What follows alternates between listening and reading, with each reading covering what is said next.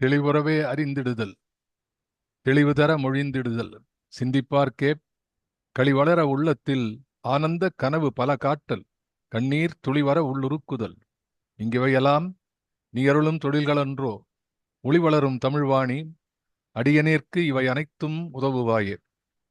பேரன்புமிக்க பாரதி அன்பர்களே, குவிகம் இலக்கிய அமைப்பு நடத்தி வரும் மகாகவியின் மந்திர சொற்கள் என்ற தொடர் நிகழ்விலே 221வது நிகழ்வாக இந்த மாலையிலே ஜூம் அரங்கிலே உங்களை எல்லாம் சந்திப்பதிலே மிக்க மகிழ்ச்சி அடைகின்றேன். இந்த நிகழ்வை யூடியூப் போன்ற தளத்திலே பார்க்கக்கூடிய நண்பர்கள், பின்னால் பதிவிலே பார்க்க இருக்கக்கூடிய பாரதி அன்பர்கள் ஆகிய அத்துணை பேர்களுக்கும் முதற்கண் எனது நன்றி கலந்த வணக்கங்களை உறுத்தாக்கி மீண்டும் மகிழ்ச்சிகிறேன். இன்றைய தினம் நாம் மாரி பாடல், முத்துமாரி பாடல்கள் 2 பாடல் பாரதி இருக்கிறார். அதை தான் இன்னைக்கு நம்ம எடுத்துக்க போறோம்.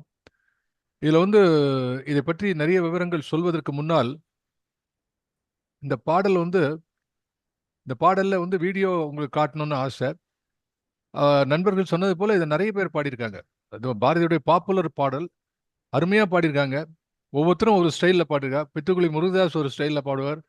அது ரொம்ப பின்னாடி வந்த ஜென்ரேஷன் தாண்டி வந்த நித்யஸ்ரீ ஒரு மாதிரி பாடிருக்கா. இது மாதிரி பல பேர் மேடையிலே பாடுகிறார். எனக்கு என்னன்னா, அந்த பாட்டை மேடையில பாடுறது இல்லை, அது அப்படி எழுதல அவர் பாரதி.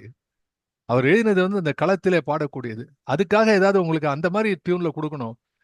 உட்காந்து ஒரு கார்வையெல்லாம் விட்டு இடம் விட்டு மிருதங்காரனுக்கு ஆப்பர்ச்சுனிட்டி கொடுத்து வாசிக்கிறது இல்லை.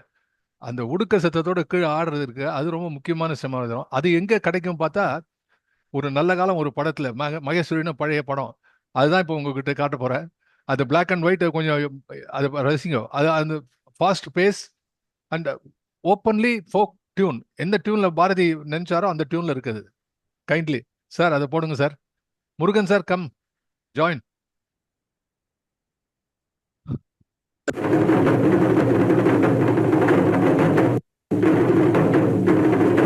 உலகத்து நாயகியே எங்கள் முத்து மாரியம்மா, எங்கள் முத்து மாரியம்மா, எங்கள் முத்து மாரி.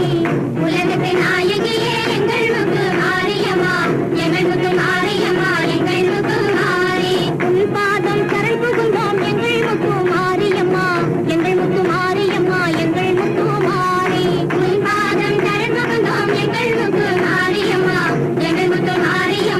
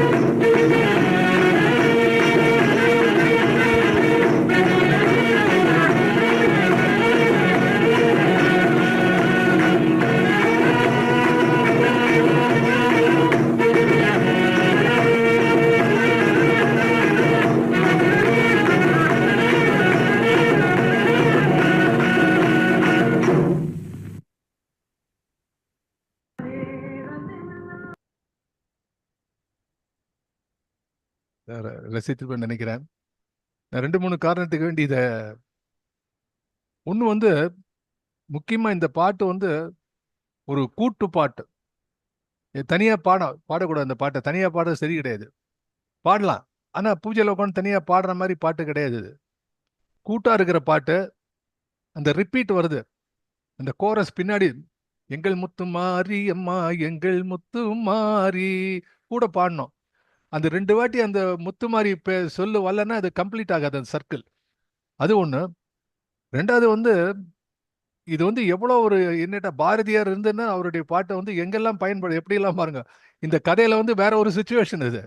இது வந்து கோவிலில் கூட பாடுற பாட்டு இல்லை. ஏதோ எங்க பிடிச்சிருக்காங்க, இது ஒரு பகைவர்கிட்ட மாட்டின்னு இருக்கான், அங்கேருந்து விடுதலை ஆகிறதுக்கு பிளான் பண்றாங்க, இதெல்லாம் இருக்கு. இன்னொரு முக்கியம் என்னன்னா, in spite of that G Ramanathar என்ன பண்ணார், இதுல வந்து ஒரு வார்த்தை கூட தூக்கல, ஒரு ஸ்டான்ஸால ஒரு லைன் கூட தனியா எடுக்கல. கலக தரக்கர் அப்படின்னு சொல்ற இடத்துல அந்த உட்காந்துருக்கான அந்த பண்றவன், அந்த தலப்பாலாம் கட்டின அவனை காட்டுறாங்க. அதாவது இந்த பாட்டுக்கு சம்பந்தமா அந்த நல்ல தமிழ்ல இருக்கக்கூடிய அந்த பாரதி பாடலுக்கு அதே இன்னொரு சுச்சுவேஷன்ல மாத்தி ரொம்ப அழகா பண்ணிருக்காங்க. நீங்க யூடியூப்ல பாருங்க, இன்னும் கொஞ்சம் கிளாரிட்டி அதிகமா இருக்கும்னு நினைக்கிறேன். இதுல எவ்வளவு கிளியரா வந்ததுன்னு தெரியல. But this is the basis of this. Okay, having set that, பாரதியாருடைய அருமையான பாட்டு எத்தனையோ பண்ணிருக்கார் பாரதியார். உங்களுக்கு தெரியும், பாரதியார் வந்து பாண்டிச்சேரியில இருந்த போது எழுதின பாட்டு இது. பாரதி வந்து ஒருத்தர் எழுதினார், பாரதி பாண்டிச்சேரியில மதில் இல்லாத சிறைச்சாலை, கைவிலங்கு போடாத கைதியாக திரிந்தார் என்று என்ன ஒருத்தர். மதில் இல்லாத சிறை, ஓப்பன், ஆனா சிறைச்சாலை, கையில விலங்கு கிடையாதுன்னா கைதி. அப்போ அந்த மாதிரி அவர் மனசுல வந்து அவ்வளவு தூரம் அந்த பாண்டிச்சேரி வாழ்க்கையை பற்றி பல பேர் எழுதியிருக்கிறார்கள். அதுல முக்கியமா எதுகிரி அம்மாள் எழுதினது,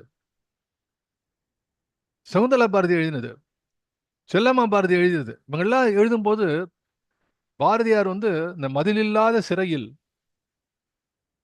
கைவிலங்கில்லாத கைதியாக திரிந்த அந்த பாரதியார் என்னவெல்லாம் செய்திருக்கார் என்று பார்க்கும் பொழுது, பாஞ்சாலி சபதம் அங்கதான் எழுதினார், கண்ணன் பாட்டு அங்கதான் எழுதினார், விநாயகர் நான்மணி மாலை அங்கதான் எழுதினார், சின்னசங்கரன் கதை அங்கதான் எழுதினார்.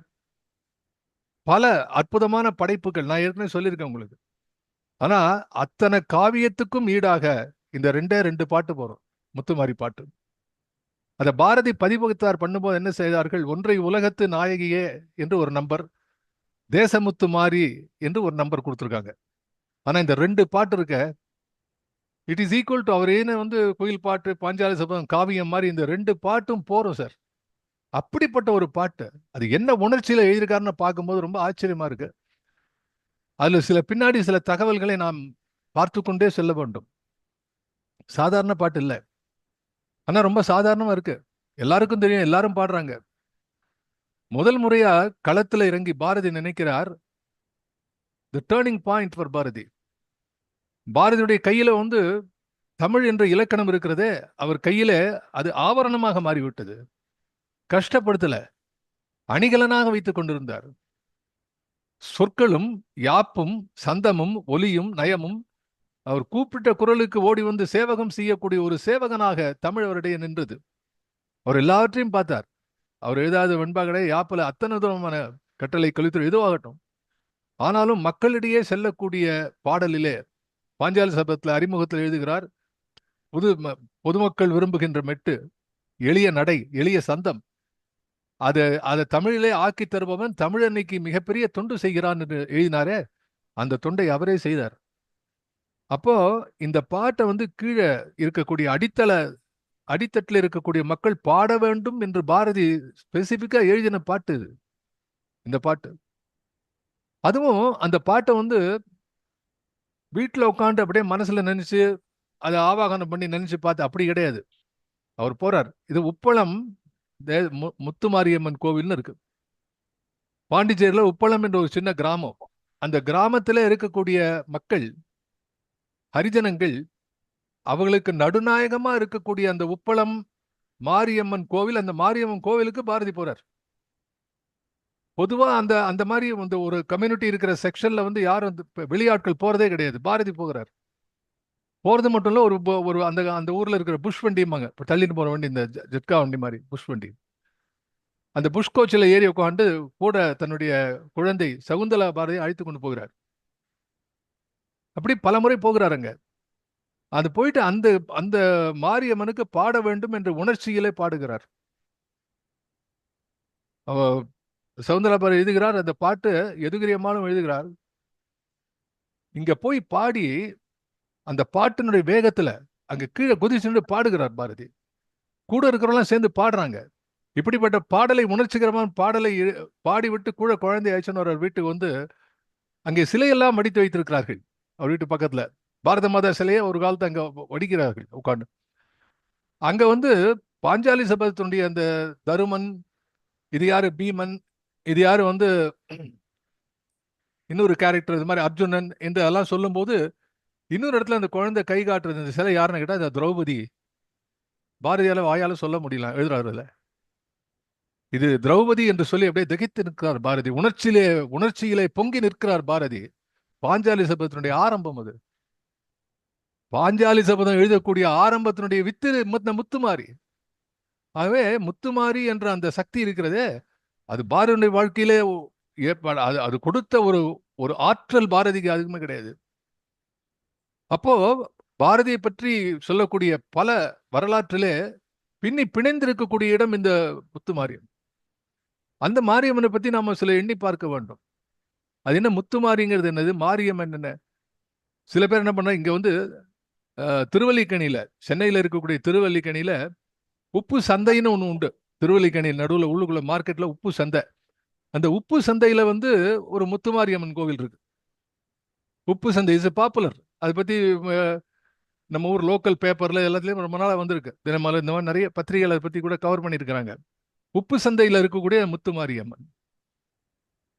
அது போல பாத்தீங்கன்னா தூத்துக்குடியில மாரியம்மன், வேதாரண்யத்துல மாரியம்மன், உப்பளம் மாரியம்மன் பேரு, புதுச்சேரி உப்பளம் மாரியம்மன்.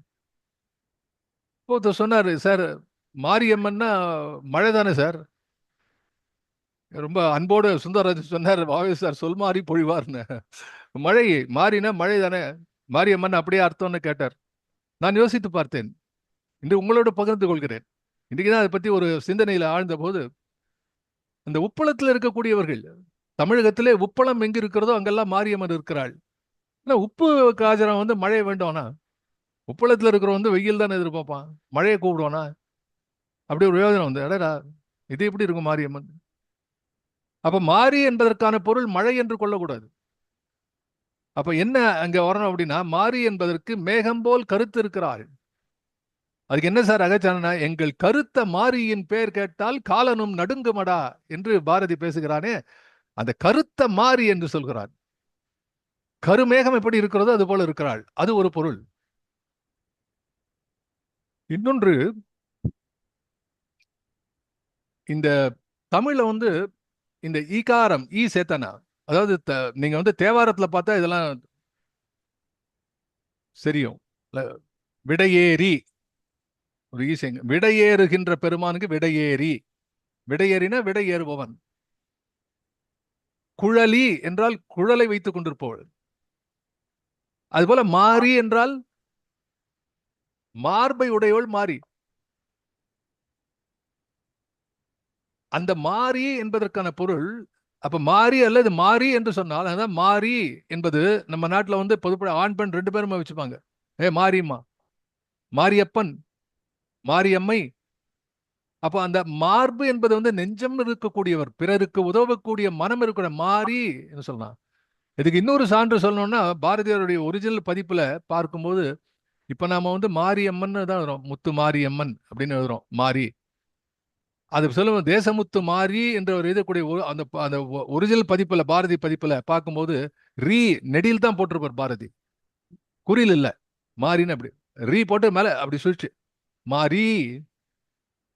அப்போ இந்த மாரி என்பதற்கு பின்னாலே நிறைய தகவல் இது போல இருக்கின்றன. இந்த மாரியம்மன் சமயபுரம் மாரியப்பன், சமய மாரியம்மாளுடைய இப்ப இருக்கக்கூடிய பாப்புலர் மாரியப்பன் அந்த காலத்துல இருந்தது. அப்படி பார்த்தா எந்தெந்த நேரத்துக்கு அந்த அந்த கோவிலுக்கு வந்து ஒரு ஒரு பிரசித்தம் வருதோ அதை பொறுத்து நம்ம பார்க்கிறோம். ஆனால் இதை தாண்டி எல்லா இடத்துலையும் எங்கெல்லாம் நீர்நிலைகள் இருந்தனவோ அந்த நீர்நிலைகள் இருக்கின்ற இடத்திலெல்லாம் இப்ப திருச்சி பார்த்தா சமயபுரம் மாரியப்பன்னா அங்க மாரியம்மா மாரியப்பன் எல்லாம் நிறைய பேர் இருக்காங்க பார்க்கும்போது. அதுவும் நீர்நிலையை சார்ந்த இடம். எங்கெல்லாம் நீர்நிலைகள் இருக்கின்றனவோ அந்த இடத்துலலாம் இந்த பெயர் பரவலாக இருந்திருக்கிறது. அதுல அப்பதான் வந்து அதுக்கு இன்னொரு சான்று வந்து சொல்லணும் அப்படின்னா, சீர்காழி சீர்காழியில் இருக்கக்கூடிய சிவபெருமானுடைய பெயர் வந்து Thoniyappar. Sirkazhi Sirkazhi suppose land mass, அதுக்கு பக்கத்துல இந்த கடல்லாம் இருக்கா இல்லையே சீர்காழி. அப்ப தோணியப்பர்னு அந்த அவருக்கு தோணியப்பர்னு ஏன் பேர் வந்தது? அது ஒரு காரணம் இருக்கும்ல. ஒன்னும் சொல்றேன், சம்சார சாகரத்தை பவக்கடல் கடந்து என்றெல்லாம் சொல்லலாம், அது உருவத்துல சொல்லலாம். இருந்தாலும் தோணியப்பர், தோணி ஓட்டக்கூடிய அந்த மீன் பிடிக்கக்கூடிய அந்த பகுதியிலே வசிக்கக்கூடிய அந்த மக்கள் அந்த சிவபெருமானை வணங்கினார்கள். எனவே தோணியப்பர், அதுதான் பேர் வந்திருக்கக்கூடிய காரணம். இப்படி ஒவ்வொரு இடத்துல பார்க்கும்போது ஒவ்வொரு தெய்வத்துக்கும் ஒரு பெயர் வரும்போது இங்கே மாரியம்மன், முத்து மாரியம்மன் என்ற பெயர் இருக்கிறது. அது முதல் செய்தியாக உங்களுடைய பகிர்ந்து கொள்கிறேன். அதுல தேசமுத்து மாரி என்ற அந்த பேரு பாரதி வந்து தன்னுடைய பாரத நாட்டை பத்தி அதுல பாடுறான். அது வந்து நம்ம நாட்டு தெய்வம், எனவே தேசமுத்து மாரி என்று பாரதி மாற்றல. அந்த தெய்வத்தின் பேரே தேசமுத்து மாரி. தேசம் என்ற பெயர் இருக்கிறது, அது தட் இஸ் நேட்டிவ் அப்படிங்கிற மீனிங் வருது. Native god, native gods. அப்படி நமக்கு நேட்டிவா இருக்கக்கூடிய விஷயம், அதுக்கு பேர் தேசமுத்து மாரி. அப்ப உப்பளம் தேசமுத்து மாரியம்மன் கோவிலிலே பாரதி இந்த பாடலை பாடுகிறார். இந்த பாடலை குதித்து குதித்து பாடுகிறார். கூட எல்லாரும் சேர்ந்து ஆடுகிறார்கள், பாடுகிறார்கள். அதற்காகவே எழுதினது இது. இது not for sitting, not for elaborating with the niceties and nuances of a structured classical music. It is totally folk. இந்த folk songs தான் பாடணும். இதை வந்து இதுல இருக்கக்கூடிய பக்தி என்பது, இதுல பக்தி ரசம் நிறைய இருக்கு, இல்லைன்னு சொல்ல முடியாது. பக்தி ரசம், ஆனா அந்த பக்தி ரசம் வந்து ஒரு கருவறைக்குள்ளே காட்டக்கூடிய பக்தி ரசம் அல்ல. தனிமையிலே அமர்ந்து மனமுருகி அழுதால் உன்னை பெறலாமே என்று சொல்லக்கூடிய அந்த விதமான பக்தி இல்லாமல் வெளியிலே சென்று திரிந்து பக்தியிலே ஆடுகிறார்கள். இந்த பாட்டை தனி ஒருவனாக பாடவே முடியாது. நீங்க சப்போஸ் ரோட்ல போய் எங்கே நின்று இப்ப கூட ட்ரை பண்ணலாம். நீங்க உலகத்து நாயகனா 4 பேர் கூட சேர்ந்துருவான். 2 வாட்டி பாடினா மாரி அம்மா பாடினா 2 பேர் சேர்ந்துருவான். பாரதி இதை தொடுகிறார். பாரதி இந்த பாட்டுக்கும் இந்த சொல்லுக்கும் அதனுடைய சொல் பொருளுக்கும் தனக்கு உகந்ததாக தெரியக்கூடிய இந்த கருத்தும் பொதுமக்களை சென்று சேர வேண்டும். இது தனி நபருக்கானதல்ல, இது இந்த மக்களுக்கான விஷயம். It is a movement of the mass என்ற அளவிலே சொல்றாங்களே. இப்ப நம்ம ஊர்ல காமன் மாஸ் காட்டுறான் அப்படிங்கிறாங்கல்ல, மாஸ் காட்டுறான் சார் அப்படிங்கிற. அது மாதிரி பாரதி மாஸ் காட்டின இடம் அது. பாரதி மாசா காட்டின எழுதின இடம் அது. இதை வந்து தனியா உட்காந்து பாடுறதுக்கு இல்லை. ஆகவே அதனால்தான் அந்த டியூன். அதே மாதிரி அந்த டியூன் மெதுவா பாடுறேன். நான் நிறைய கேட்டேன், டியூப்ல நிறைய பாடுற, ரொம்ப சங்கீதத்தோட அருமையா இருக்கு. ஆனா இதுல வந்து இது மாதிரி வந்து லோக்கலா பாடுறாங்களே, கையில இந்த இதெல்லாம் வச்சுருந்து, உடுக்கையெல்லாம் வச்சுருந்து, ட்ரம் எல்லாம் வச்சுருந்து, தாரை தப்பட்டை எழுதுறாங்க, தாரை தப்பட்டை எல்லாம் வைத்துக்கொண்டு பாரதிக்கு ரொம்ப பீடித்து வந்து அடிக்கடி போவாருங்க. ஆகவே அந்த பின்னணியிலே நாம் இந்த பாடலை பார்க்க வேண்டும். இதுக்கு மேல என்ன அப்படின்னா, பாரதி நான் வந்து குறிப்பா என்ன சொன்னேன் அப்படின்னா, பாரதி முழுக்க நனைந்து விட்டான் இந்த பாடல. அவன் ஆரம்பிச்ச பாட்டுல நான் சொன்ன மாதிரி அந்த பெரிய பெரிய ஞான பாடல்களே பார்த்து கொண்டு வருவோம். நம்ம எல்லா பாடலையும் தான் பார்த்துக்கணும். சக்தி எல்லாம் பாடுறோம், காளி எல்லாம், அதுல எல்லாம் இங்கெல்லாம் வந்து தேசத்தை பத்தி பாடுறான், இங்க இதை பாடுறான் அதை பாடுறான் சொல்லி சொல்லி கடைசியில இந்த பாட்டுல வந்து மொத்தமா முக்காட்டை தூக்கி போட்டான். டே, இந்த காளி நம்ம நாட்டை காப்பாத்துறதுக்கு அவளை நம்புங்கடா. இந்த பாட்டினுடைய கடைசி லைனே தான், நம்பினார் கெடுவதில்லை 4 முறை தீர்ப்பு என்ற வரி வருகிறார் அந்த பாட்டு. கடைசி லைன் அதுதான். ஆகவே பாரதி முற்ற முழுதாக எல்லாத்தையும் துறந்து அந்த சட்டிலிட்டி தேவையில்லைன்னு நினைக்கிறான். You see, the subtlety requires for people who enjoy it at leisure.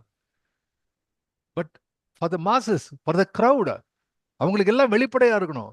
They are living another slogans என்று சொன்னோம். What won the war ன்னு கேட்டான். slogans won the war, slogans won the elections. கரிபி ஹட்டாவ் நம்ம நாட்டில் இருந்து, கரிபா ஜெய் ஜவான் ஜெய் கிசான் நம்ம நாட்டில் ஸ்லோகன் இருந்தது. அப்படி ஒரு ஸ்லோகன் மாதிரி மூமெண்ட்டை கொடுக்கக்கூடிய சாட்டையை சொடுக்குவது போல சொற்களையும் அந்த இசையையும் அந்த துள்ளலையும் அந்த ரிதம் அந்த தாள கதியும் சொடுக்கி விட்ட அந்த பாரதி இருக்கிறானே, அவனுடைய முறுக்கிய மீசைக்கு தகுந்தாற் போல அவன் எழுதிய ஒரு பாட்டு அது. அப்படி போட்டது. அதனால இந்த பாட்டை வந்து ரொம்ப நான் ரசிக்கக்கூடிய பாட்டு. நீங்களும் ரசித்து கேட்கணும். இந்த பாட்டை போய் பார்க்கலாம் முதல்ல. அதுல வந்து அந்த பாட்டுடைய வரிகளை பார்க்கலாம். as usual நம்ம ஸ்கிரீன்ல அந்த வரிகளை பார்க்கலாம். அதுல எல்லாம் ரிப்பீட்டா வருது. அதை ஞாபகம் வச்சுங்க. ஒரு ஃபோக் எப்படி இருக்குங்கிறது. சார் ஃபோக்கஸ் அல்ல இது. ஆ இது வந்து முதல் முதல் பாட்டு முத்துமாரிங்கிறது. இதுக்கு பின்னாடி தொடர்வது தேசமுத்துமாரி. அது அது எப்படி ஆரம்பிக்கும்? அது தேடி உன்னை சரணடைந்தேன் தேசமுத்து. அது இது வந்து முதல்ல இதை பார்த்துடலாம். உலகத்து நாயகியே எங்கள் முத்து மாரியம்மா எங்கள் முத்து மாரி. உலகத்து நாயகியே எங்கள் முத்து மாரியம்மா எங்கள் முத்து மாரி. உன் பாதம் சரண் புகுந்தோம் எங்கள் முத்து மாரியம்மா எங்கள் முத்து மாரி. உலகத்து நாயகியே எங்கள் முத்து மாரியம்மா எங்கள் முத்து மாரி. உன் பாதம் சரண் புகுந்தோம் எங்கள் முத்து மாரியம்மா எங்கள் முத்து மாரி. கூட 4 பேர் சொல்றோம், எங்கள் முத்து மாரியம்மா எங்கள் முத்து மாரி. அப்படி போகுது. அந்த அந்த டியூன்ல நீங்க பாடி பாருங்க. கலகத் தரக்கர் பலர் எங்கள் முத்து மாரியம்மா எங்கள் முத்து மாரி. கருத்தினுள்ளே புகுந்து விட்டார் எங்கள் முத்து மாரியம்மா எங்கள் முத்து மாரி. பல கற்றும் பல கேட்டும் எங்கள் முத்து மாரியம்மா எங்கள் முத்து மாரி. பயனொன்றும் இல்லையடி எங்கள் முத்து மாரியம்மா எங்கள் முத்து மாரி. நிலையெங்கும் காணவில்லை எங்கள் முத்து மாரியம்மா எங்கள் முத்து மாரி. நின் பாதம் சரண் புகுந்தோம் எங்கள் முத்து மாரியம்மா எங்கள் முத்து மாரி என்று அந்த முதல் 2 ஸ்டான்ஸா தான் இது 2ஆ இருக்கு. இதுல வந்து ஒரு 4 எதுகை வருது வந்து ஒரு பாடல், அடுத்து ஒரு 4 எதுகை வருது இன்னொரு பாடல், அவ்வளவுதான். இது பின்னாடி வரும். இது துணிவழுக்க மண்ணுண்டு எங்கள் முத்து மாரியம்மா எங்கள் முத்து மாரி. தோல்வழுக்க சாம்பருண்டு எங்கள் முத்து மாரியம்மா எங்கள் முத்து மாரி. மணிவழுக்க சாணையுண்டு எங்கள் முத்து மாரியம்மா எங்கள் முத்து மாரி. மனம் வழுக்க வழியில்லை எங்கள் முத்து மாரியம்மா எங்கள் முத்து மாரி. பிணிகளுக்கு மாற்றுண்டு எங்கள் முத்து மாரியம்மா எங்கள் முத்து மாரி. பேதமைக்கு மாற்றில்லை எங்கள் முத்து மாரியம்மா எங்கள் முத்து மாரி. அணிகளுக்கோர் எல்லையில்லாய் எங்கள் முத்து மாரியம்மா எங்கள் முத்து மாரி.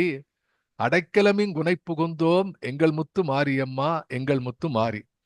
இப்ப இந்த முதல்ல உலகத்த நாயகிலேருந்து ஆரம்பிக்கலாம் இந்த பாட்டை. Will get back to the gallery.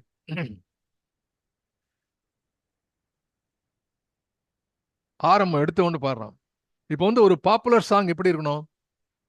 ஒரு பாப்புலர் சாங் இது வந்து பாரதியுடைய ஒரு சில இடங்கள்ல நான் வந்து பாரதியுடைய குயில் பாட்டுல எழுதிப்பேன். அதை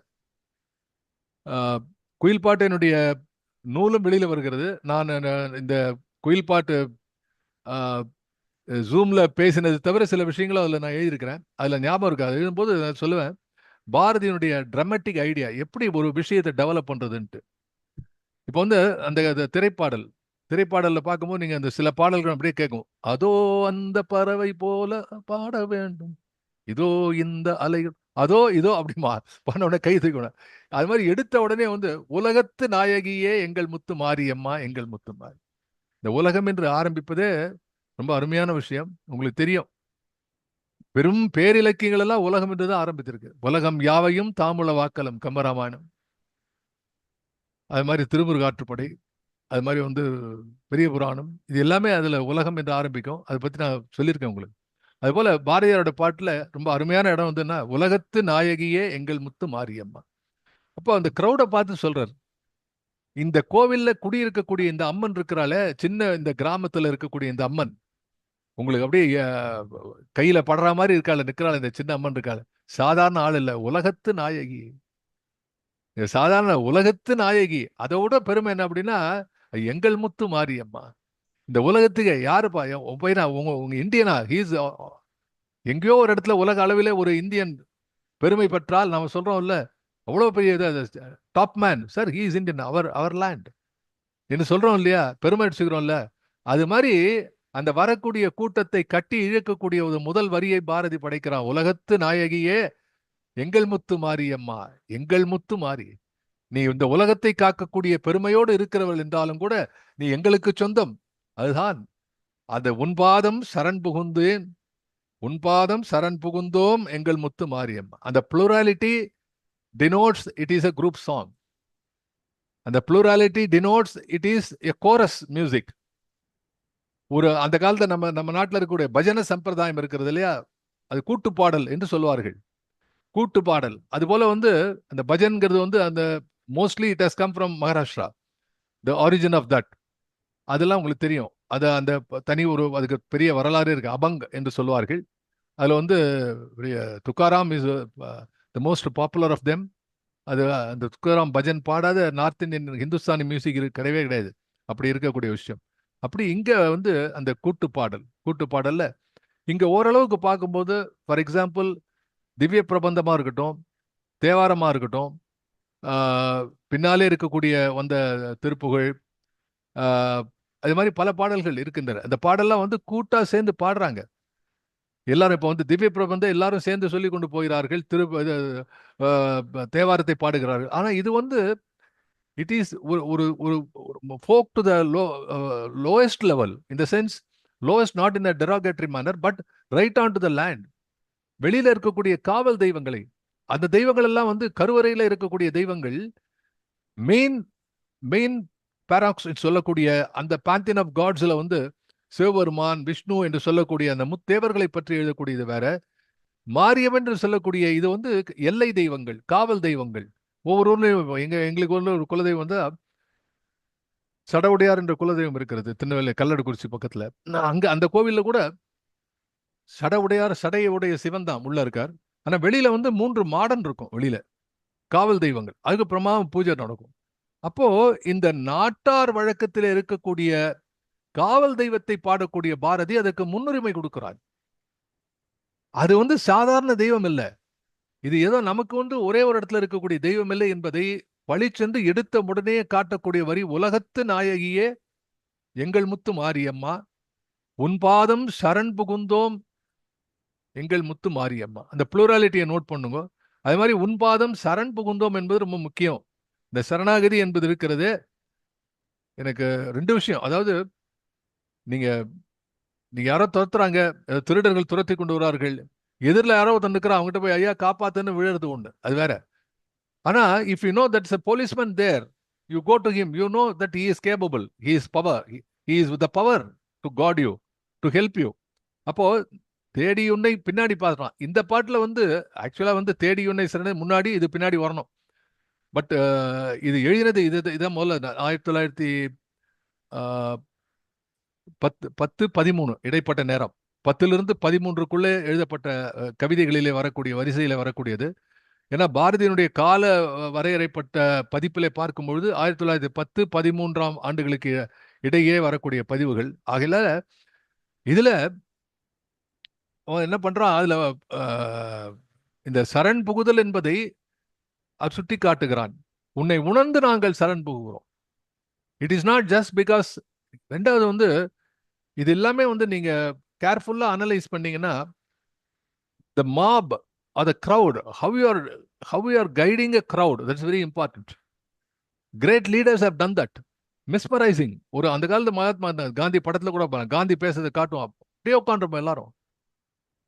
The way how small words, small sentences, an oratory is different from the leader speaking on occasions. அது போல பாரதியினுடைய லீடர்ஷிப்ல வந்து அவன் எழுதின பாடல்கள்ல ஒண்ணுதான் இந்த முக்கியமான தேசமுத்து மாறி.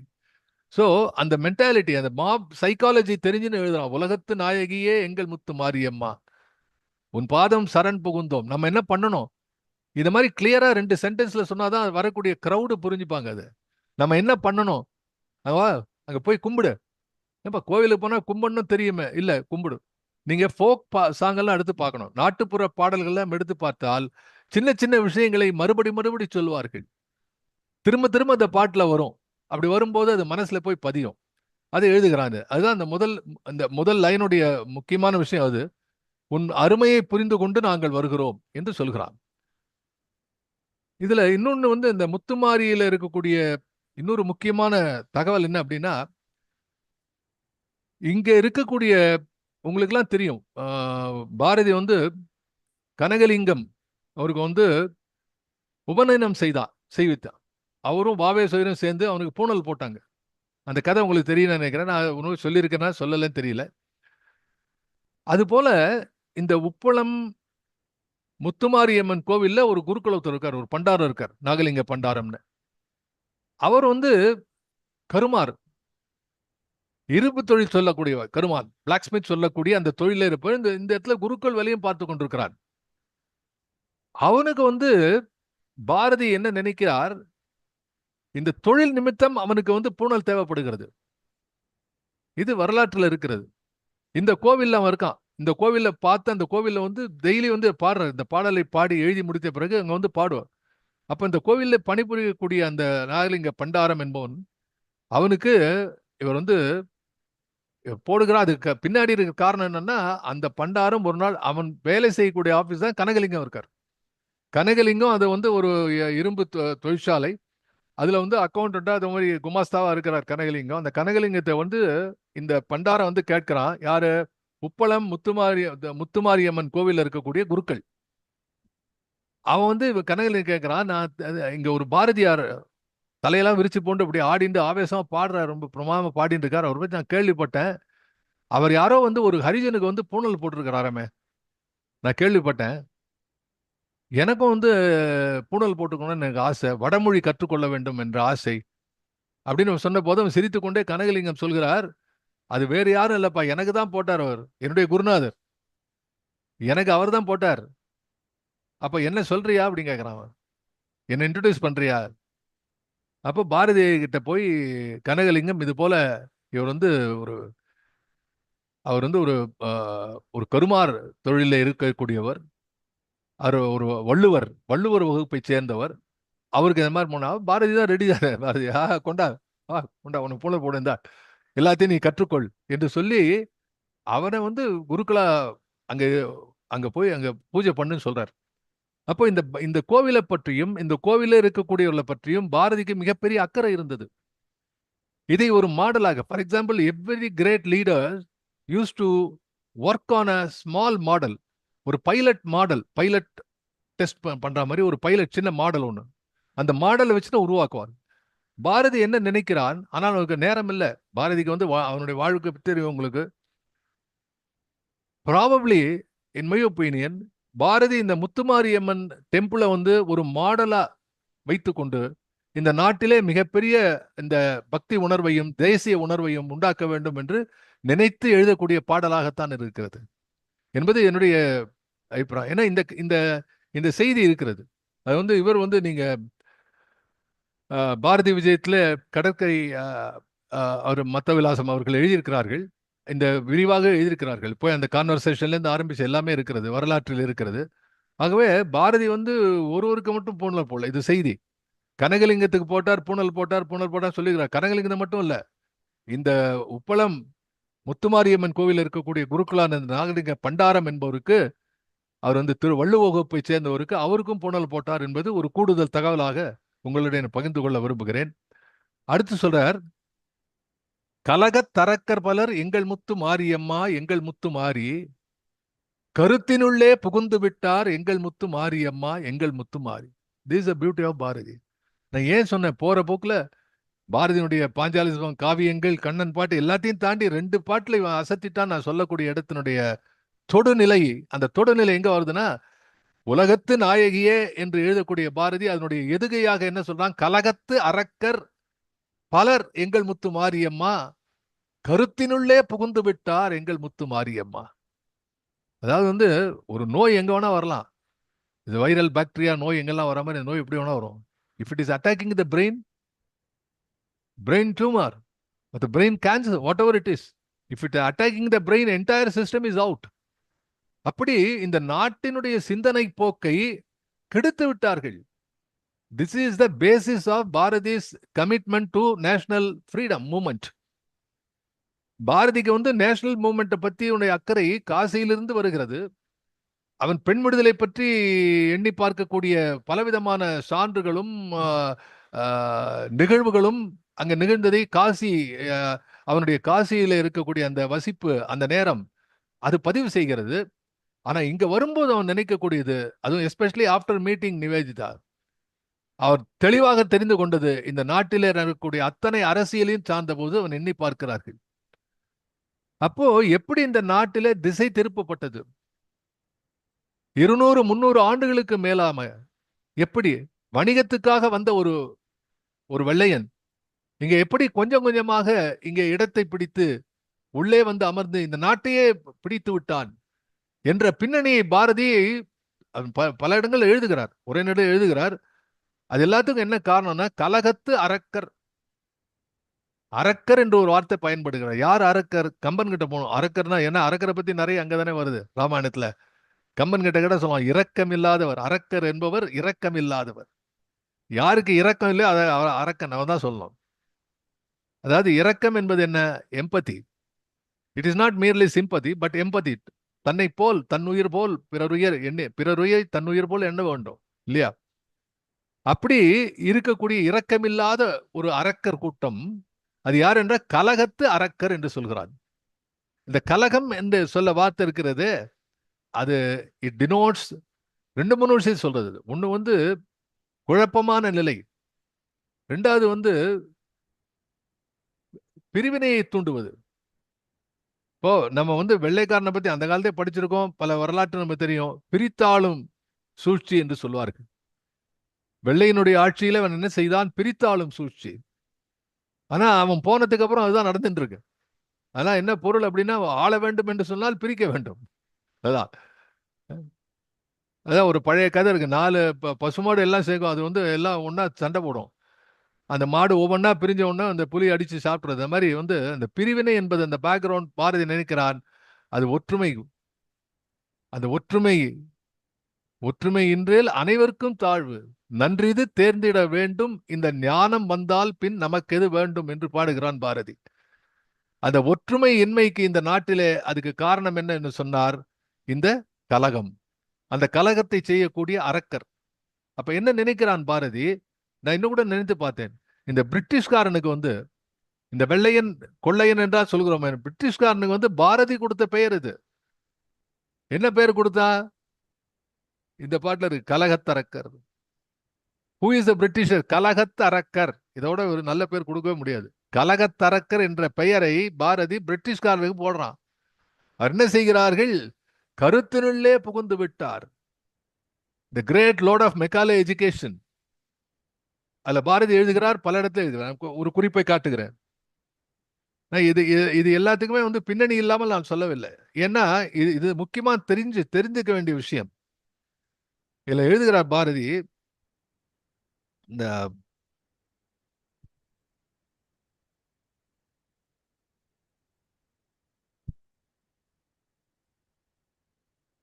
சில வருடங்களாக பாரதியோட கட்டுரை ஐ எம் ரீடிங். ஆங்கிலேய அதிகாரிகளிலே சில சில்லறை உத்தியோகஸ்தர்கள் தம்மவர்களாகிய ஆங்கிலேய வர்த்தகர்களுக்கு சில கருத்துக்களை கொடுக்கிறார்கள். இதை பார்த்துவிட்டு சாமானிய ஜனங்கள் சிலர் சுதேசியம் என்று சொன்னாலே ராஜாங்கத்தாருக்கு விரோதமாகலாம் என்றெண்ணி நடுநடுங்கி தமது மனத்துக்குள்ளே நமது தர்மத்தில் அபிமானம் கொண்டவர்களாயிருந்தாலும் அச்சத்தினால் வெளிக்கு அசிரத்தை காண்பிக்கிறார்கள். இது எப்படி நம்ம புரிஞ்சுக்கணும்? Basically the people are devoted to the nation. தேசப்பற்றோடு இருக்கிறார்கள். ஆனாலும் இந்த அதிகாரிகள், ஆங்கிலேய அதிகாரிகள் அவ்வப்போது பயமுறுத்துகின்ற காரணத்தினாலே அவர்கள் அச்சப்படுகிறார்கள். அதான் சொன்னான் கலகத்து அரக்கர். அவன் மேல எழுதுகிறான், இது நிஷ்காரணமான பயம். நிஷ்காரணமான பயம் என்று சொன்னால் அவசியமில்லாத அச்சம், அவசியமற்ற மூடத்தனம். வந்தே மாதரம், தாயை வணங்குகிறேன். அதான் டிரான்ஸ்லேஷன். இல்ல, வந்தே மாதரம்னா தாயை வணங்குகிறேன் என்பது எந்த சட்டத்திற்கு விரோதம்? கேட்கிறாரு. தாயை வணங்குக சொன்னா எந்த சட்டத்துக்கு விரோதம்? இன்னைக்கும் வந்தே மாதரம்னா எதிர்ப்பு இருக்கு சில இடங்கள்ல. இதுதான் கேள்வி கேட்கணும் நாம. பாரதிகிட்டே இருக்கு. பாரதியே இதே கேள்விதான் கேட்டிருக்காரு. அன்னிலேருந்தே இந்த எதிர்ப்பு இருக்குன்னு நினைக்கிறேன். உள்நாட்டு அடுத்து சொல்றாரு, உள்நாட்டு சாமான்களையே கிரயத்துக்கு வாங்குவேன் என்ற விரதம் செய்து கொண்டால் எவனுடைய சட்டத்திற்கு விரோதம்? உள்நாட்டு தான் வாங்குவேன், நான் வெளிநாட்டு விவகாரம் வாங்க மாட்டேன் என்று சொன்னா இதையெல்லாம் ஆங்கிலேயன் எதிர்ப்பாக பார்க்கிறானே, அது ஏன்? என் பணம், அதை கொடுத்து எனக்கு இஷ்டமான சாமான் வாங்கிக் கொள்கிறேன். இதில் ராஜாங்கத்தார் ஏன் தலையிட வேண்டும்? பாரதி நான் ஒரு வார்த்தையை மாத்தல, பாரதி எழுதுறார். இப்ப வரக்கூடியதும் பாரதி எழுதுற வார்த்தை தான். அதே சொல்ல, அதே வாக்கியம். கள் சாராயம் நாட்டிலே பரவாமல் தடுப்பதற்கு ஆங்கிலேய ராஜாங்கத்தார் யாதொரு உதவியும் செய்யாமல் தீர்வை லாபத்தை கருதி மதுபானத்தை பரவச் செய்து கொண்டு வருகிறார்கள். இது படிச்சு பார்த்தா இது எப்போ எழுதினது, எந்த எவ்வளவு வருஷம் ஆச்சு, இத்தனை ஆண்டு அவர் எழுதுறாங்க. ஆங்கிலேய ராஜாங்கத்தார் யாதொரு உதவியும், அதாவது கள் சாராயத்தை தடுப்பதற்கு எந்த உதவியும் செய்யாமல் மதுபானத்தை பரவச் செய்து கொண்டு வருகிறார்கள். எத்தனையோ சீர்திருத்த சங்கத்தார்கள் சுதேசிகள் மட்டுமில்லாமல்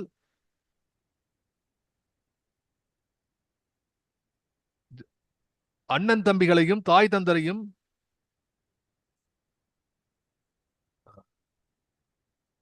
சாரி இது பல ஆங்கிலேயர்களும் கூட இது கூடாதென்று முட்டி முட்டி பார்த்தும் ஆங்கிலேய கவர்மெண்டார் சிறிதேனும் கவனிக்காமல் இருக்கிறார்கள்.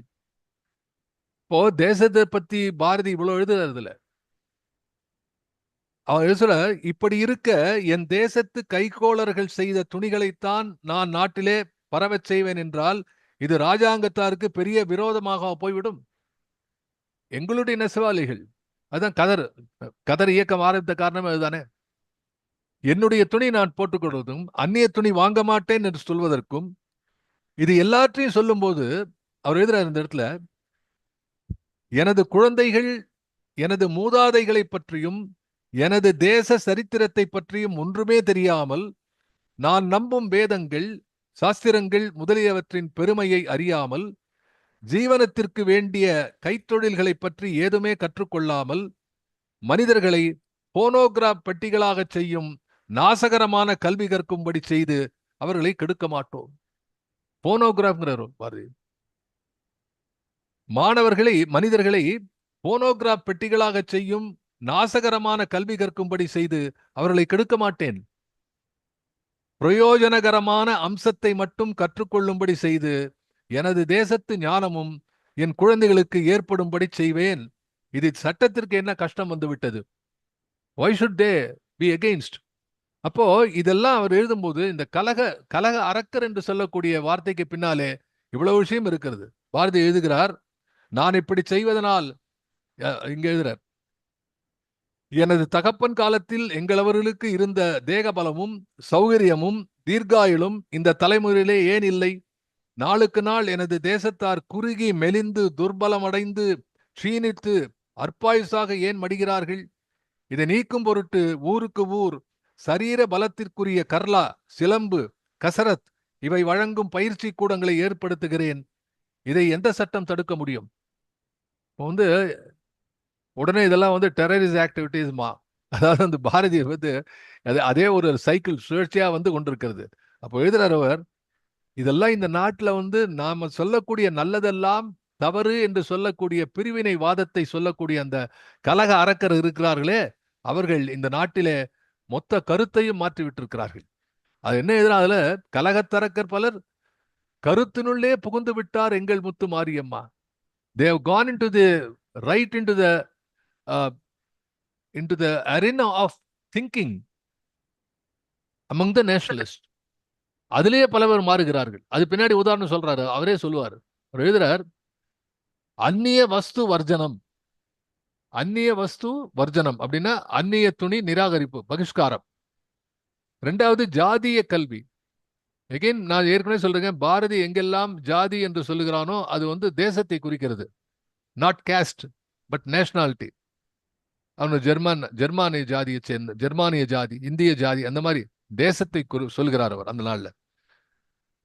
பஞ்சாயத்து, ரெண்டு பேருக்குள்ள தகராறு வந்தானா மூணாவது யார் பஞ்சாயத்து சொல்றது?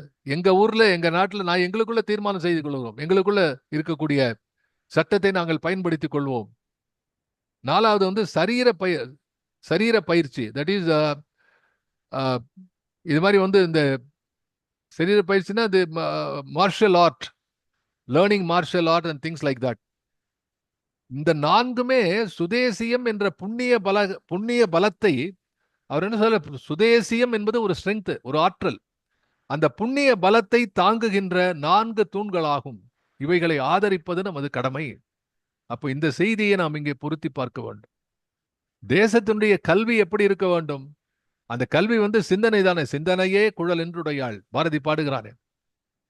சரஸ்வதி வணக்கத்தில் பாடுற சிந்தனையே குழல் என்றுடையாள். அப்போ அந்த சிந்தனையை வந்து அந்த கருத்திலே இந்த அந்நிய கருத்து வந்து இந்த கலகத்தரக்கருடைய தீய எண்ணங்கள் வந்து புகுந்து விட்டால் இந்த நாடே சீரந்து விடும். சொல்லலாம் தேசம் என்பது, பாரதி எழுதுகிறார், தேசிய கல்வியில எழுதும்போது சொல்றார், தேசம் என்பது குடிகளின் தொகுதி, இது கொண்டே நமது முன்னோர் குடிக்கட்டுகளில் நின்று விலகி நிற்போரை பரதேசிகள் என்று சொன்னார். இந்த குடிக்கட்டு என்று சொல்லக்கூடிய சிட்டிசன்ஷிப், அதிலிருந்து விலகி நிற்கக்கூடியவன் பரதேசி என்று சொன்னார்கள். உண்மையிலே பரதேசி என்பவன் இந்த தேசத்திலே பற்றில்லாமல் இருக்கக்கூடிய பரதேசி, வெளிநாடு, பரதேஷ். இப்ப கூட ஹிந்தியில சேம் திங் தே யூஸ். தேச கல்விக்கு குடும்ப கல்வியே வேர் என்று பேசுகிறார். அப்போ இது போல ஏதோ ஒரு இடத்துல பாரதி தேசத்தை பற்றியும் கல்வியை பற்றியும் இந்த நாட்டினுடைய வரலாற்றை பற்றியும் எழுதக்கூடிய இந்த இடத்திலே சென்று பார்த்தாலும் பாரதி இந்த விஷயத்தை பேசுகிறார். அப்ப இதை நாம் பொருத்தி பார்க்க வேண்டும். அப்ப இது 2வது ஸ்டான்ஸாலேயே, 2வது வரியிலேயே, ஒரு ஸ்டான்ஸா தான் மொத்தமே இருக்கு. அந்த 8 வார்த்தைகள், 8 லைன்ஸ், வாக்கியங்கள்.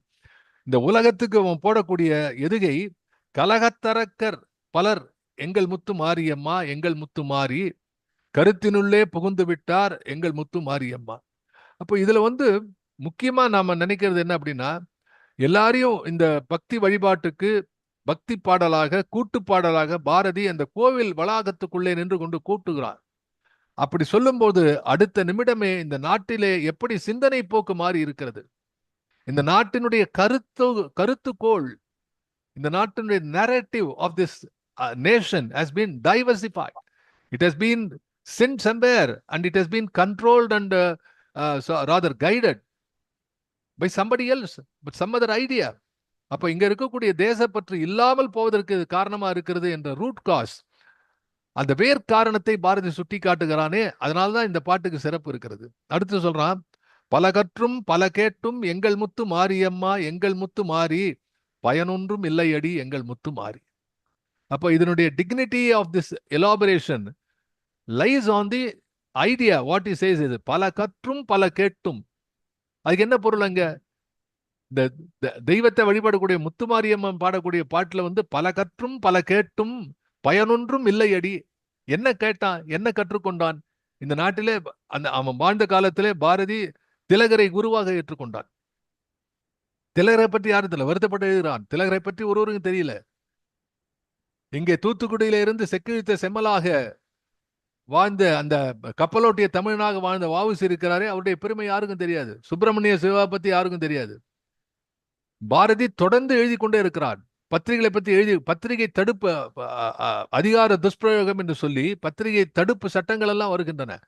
அதன் ஒரு நீட்சியாகத்தான் பாரதி சென்னையிலிருந்து புதுச்சேரி வரக்கூடிய அந்த அந்த அந்த மோசமான நிகழ்வு நடக்கிறதுக்கு காரணமே இந்த பத்திரிகை அடக்குமுறை தானே.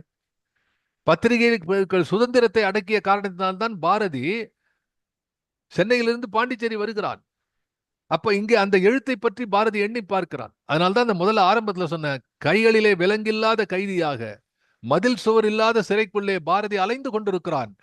அந்த வருத்தம், அந்த தோல் சுமை, அந்த நெஞ்சு வலி, அந்த சிந்தனையில இருக்கக்கூடிய அந்த நெருப்பாக கொழுந்து விட்டிருக்கக்கூடிய அந்த சுதேசி இயக்கத்தினுடைய தாக்கம், இது வந்து பாரதியினுடைய அத்தனை வரிகளும் வருகிறது. அதுதான் இப்போ வந்து ஒரு மையை தொட்டு, ஒரு கருப்பு மையை தொட்டு எழுதினா நீங்க எழுதக்கூடிய எல்லாத்துக்கும் அந்த கருப்பு கலர் தானே வரும். அதே வண்ணம் தானே வரப்போகிறது.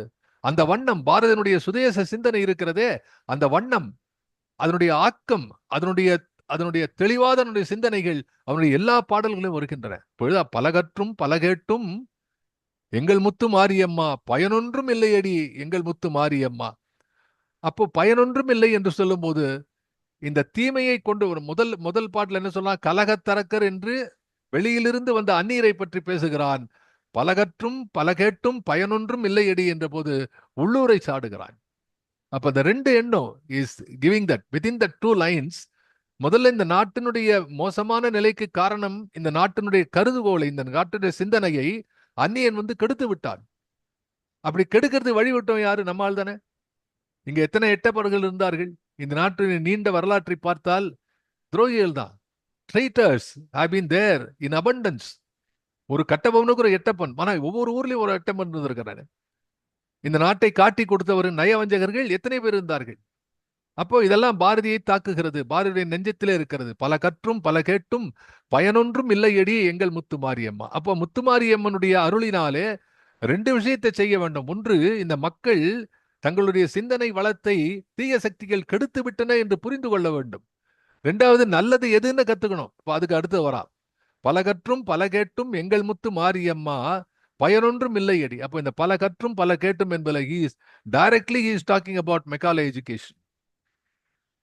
முன்னர் நாடு திகழ்ந்த பெருமையும் மூண்டிருக்கும் இந்நாளி நிகழ்ச்சியும் பின்னர் நாடு பெறக்கூடிய பெற்றியும் இந்த ஊனர் கல்வி கற்றவர்களுக்கு தெரியாது என்று சுயசரிதிலே பாரதி எழுதுகிறான். அங்கேயும் இந்த ஆங்கில கல்வி முறையைத்தான் சாடுகிறான். அதே ஆங்கில கல்வி முறையை சாடக்கூடிய பாரதி இங்க எப்படி சாடுகிறான், அங்கே எப்படி சாடுகிறான்.